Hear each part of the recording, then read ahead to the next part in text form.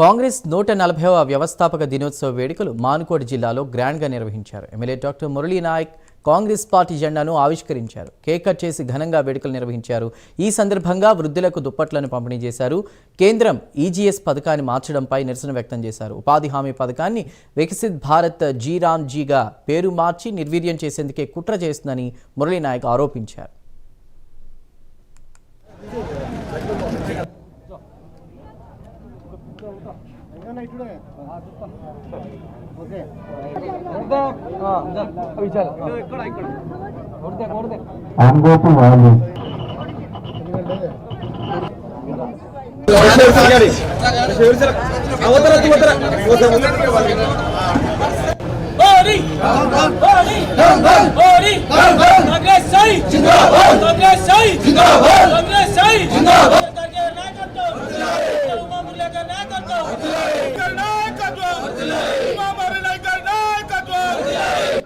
ఎవరిని సంప్రదించకుండా బీజేపీ ప్రభుత్వం సొంత నిర్ణయాలు క్యాబినెట్లో కూడా చర్చించకుండా మంచి చెడును ఆలోచించకుండా ఈ ఉన్నటువంటి మన్రేగా ఏదైతే పథకం ఉందో ఈ ఉపాధి హామీ పథకాన్ని వాళ్ళు పూర్తిగా రద్దు చేసి కొత్త పథకం జీరామ్జీ పథకాన్ని తీసుకురావడం జరిగింది.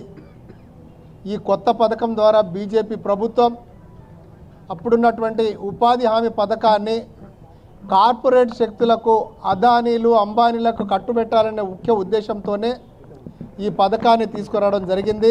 బీజేపీ ప్రభుత్వం హస్తగతాన్ని చేసుకొని కార్పొరేట్ శక్తులకు కట్టబెడదామన్నటువంటి బీజేపీ ప్రభుత్వానికి ఒక కనువిప్పు కలగాలి.